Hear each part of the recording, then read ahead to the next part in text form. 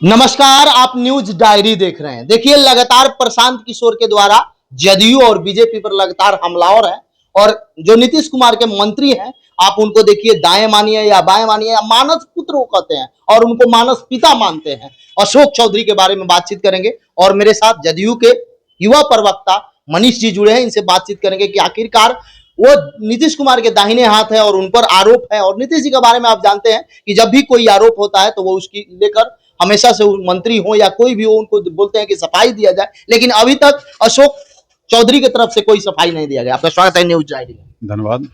क्या कुछ है, लगातार आरोप लगाया जा रहा है, अभी तक आपके माननीय मंत्री एक बयान भी नहीं दिए कि नहीं मेरे पे जो आरोप लगाया वो गलत है या सही है, कुछ नहीं बोल रहे हैं। देखिए, सबसे बड़ी बात है कि ये जो मैं प्रशांत किशोर जी का देख रहा हूँ कि राजनीति का स्तर अभी स्टार्टिंग पीरियड में हूँ वो इतना गिरा दिए हैं जो बहुत ही शोचनीय है बिहार के राजनीतिक दृष्टिकोण से। कैसे गिरा दिए? बड़ी बात है क्या कि बिना प्रूफ का उसने खुद अपने प्रेस कॉन्फ्रेंस में कहा कि मेरे पास प्रूफ नहीं है। आपने सुना होगा।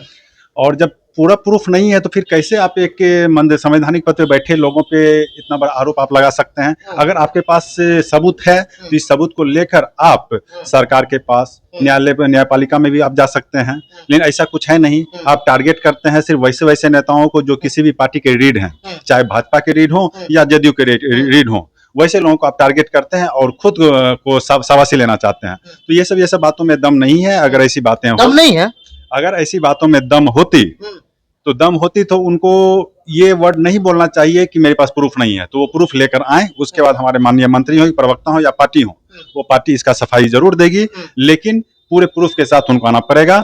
और जहां तक उसने उससे एनजीओ वाली बात उसने बताई, उस एनजीओ में जो ज्ञान निकेतन या बहुत सारे स्कूल, इंटरनेशनल स्कूल वगैरह संचालित हो रहे हैं, जो कि वो कुणाल साहब के द्वारा जो भी है सब संचालित हो रहे थे, तो उस पे तो मान लिया कि कुछ बोलना ही ये होगा, क्योंकि उस संस्था और उस संस्था को संचालित करने वाले या उससे संबंधित जो भी मेंबर हैं, सभी ने सामाजिक क्षेत्र में, धार्मिक क्षेत्र में बहुत सारे कार्य किए हैं। उस पर कुछ बोलना किन्हीं के लिए भी उचित नहीं है। अगर कोई बोलता है तो बहुत गलत कर रहे हैं। और जहाँ तक प्रशांत किशोर जी की बात है, तो मेहनत कर रहे हैं, करने दीजिए। अगर उनको लगता है कि किसी नेताओं पर बोलकर उनकी छवि को धूमिल करके उन्हें कुछ फायदा मिल जाए, उन्हें राजनीतिक माइलेज मिल जाए, तो अच्छी बात है।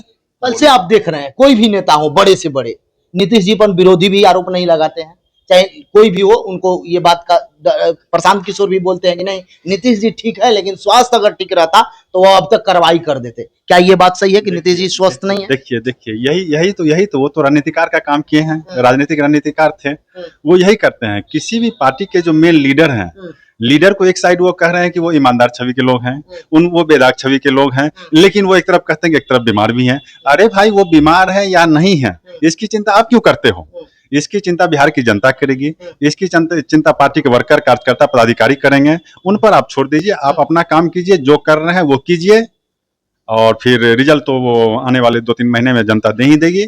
और फिर रिजल्ट ले लेके अपना स्कोर कार्ड लेके बैठिएगा और देखिएगा कि जनता ने क्या मूल्यांकन आपका किया। एक बात बताइए, अभी तक देखा जाए तो जो भी प्रशांत किशोर हैं, बड़े बड़े लीडर पर आरोप लगा रहे हैं, और कई सारे इंटरव्यू में आप देख रहे हैं, हम लोग मीडिया में भी, सोशल मीडिया में, प्रशांत किशोर के नाम सुनते ही नेता लोग खड़ा हो जा रहा है। रात में नींद नहीं लग रहा है कि कहीं प्रशांत किशोर हम बोलेंगे तो मेरे पे आरोप लगा देंगे। देखिए, सबसे बड़ी बात है क्या कि कोई भी लंबे समय से जो राजनीतिक जीवन में 30, 35, 40 साल, 50 साल से है, तो उन पे आप आरोप लगा सकते हैं, क्योंकि वो पद पे हैं, एमएलए, एमपी, मंत्री रहे हैं। वो राजनीतिक जीवन में उतार चढ़ाव होते रहता है, तो आप उनके बारे में कुछ ना कुछ छवि को धूमिल करने के लिए आप कर सकते हैं। प्रशांत किशोर जी के बारे में बोलने के लिए अभी किसी के पास कुछ नहीं है, क्योंकि वो तो पद पे आए नहीं है। और जब तक कोई पद पे नहीं आता है तब तक वो ईमानदार होता है। जब वो किसी संवैधानिक पद पे आ जाएंगे तब ना उनकी ईमानदारी का मूल्यांकन होगा कि वो कितने ईमानदार हैं, कितने नहीं है। अभी तक तो वो सारी पार्टियों के साथ मिलकर सिर्फ रणनीति बनाते थे, पैसा लेते थे। उनकी जो एक कंपनी थी, उस कंपनी के द्वारा वो कार्य करते थे, यही उनका मुख्य कार्य था। अब वो आए हैं 2-3 पार्टी को में अपना राजनीतिक महत्वाकांक्षा की पूर्ति जब नहीं हुई, उसमें हमारे जदयू में भी पूर्व में थे, फिर और भी पार्टी में वो घूमे हैं। जब उनकी राजनीतिक महत्वाकांक्षा पूर्ति नहीं हुई तो फिर वो आए हैं कि अपनी पार्टी बनाकर चुनाव लड़ने के लिए। उनका कहना है कि मैं पक्ष विपक्ष सभी को खत्म कर दूंगा।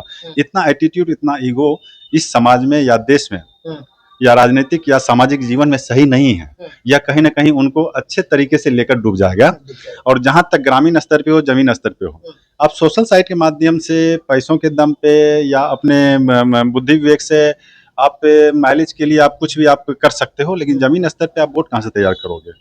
नीतीश कुमार जी घर घर में बसे हुए हैं, हर एक इंसान के दिल में बसे हुए हैं। जितना कार्य उसने किया कि कोई भी तबका आज के डेट में नीतीश कुमार जी से नाराज नहीं है, हर तबके के लिए उसने काम किया है। आप उठा के देख लीजिए, इस पंचवर्षीय को सिर्फ देखिए, 20 साल में आप 15 साल छोड़िए, इस पंचवर्षीय को 5 नीतीश जी का काम गिनाइए आप, मात्र 5 हमको।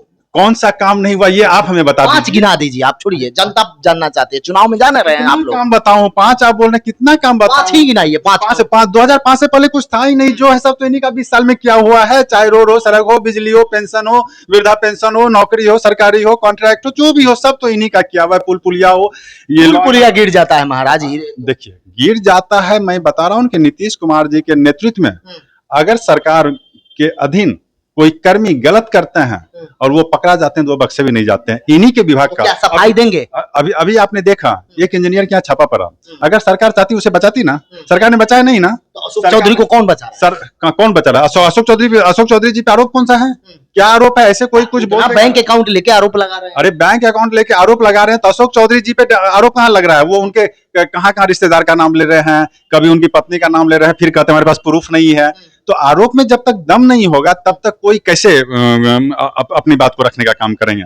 अगर आरोप में दम होगा, जिस दिन वो प्रूफ लेकर आएंगे, वो कहेंगे कि नहीं हमारे पास 100% प्रूफ आ चुका है, तब माननीय मंत्री या पार्टी के प्रवक्ता उस बारे में बात करेंगे और बात को रखेंगे। उसमें कहीं किंतु परंतु वाली बात नहीं। लेकिन प्रशांत किशोर जी को यही कहेंगे कि जब भी प्रेस कॉन्फ्रेंस या किसी भले आदमी पर, किसी भी संवैधानिक पद पे बैठे हुए लोगों पर आरोप प्रत्यारोप लगाते हैं तो 200% संतुष्ट जब आपके पास पेपर उपलब्ध हो जाए, आप संतुष्ट हो जाए, उसके बाद नहीं किसी भले व्यक्ति पर आप आरोप लगाने का काम करें, क्योंकि उनकी छवि धूमिल होती है। ये सब कार्यशैली एक स्वच्छ राजनीति में सही नहीं है। उसमें आप जैसे बुद्धिजीवी वर्ग जो कि खुद को आप कहते हैं कि आपने विदेश में नौकरी की, आपने बहुत बड़े पॉलिटिशियन के लिए काम किया, आपने रणनीतिकार के बतौर आपने नेम फेम कमाया, सब कुछ कमाया, लेकिन फिर आपसे इतने नीचे निम्न स्तर की राजनीति करते हैं, ये सही नहीं लगता। और आप आगे बढ़ें, आपकी शुभकामना है, आप जो भी करना है अच्छे से कीजिए। लेकिन बस यही कहेंगे कि बिहार की जनता, बिहार के विकास और हमारे नेता कि थोड़ा सा सोच समझ कर बोलिए तो अच्छा रहेगा, क्योंकि हमारे नेता ने 20 सालों में बिहार का जो कायाकल्प किया है वो काबिल तारीफ है और जनता आशीर्वाद जरूर देगी, बहुत अच्छे से देगी, उसको पूरा भारतवर्ष देखेगा। चलिए, जो भी अभी नए हैं बता दें, आपसे न्यूज डायरी पर बने रहें राजनीतिक मुद्दा को देखने के लिए, और अपना अपना विचार कमेंट सेक्शन में कमेंट करें। बहुत बहुत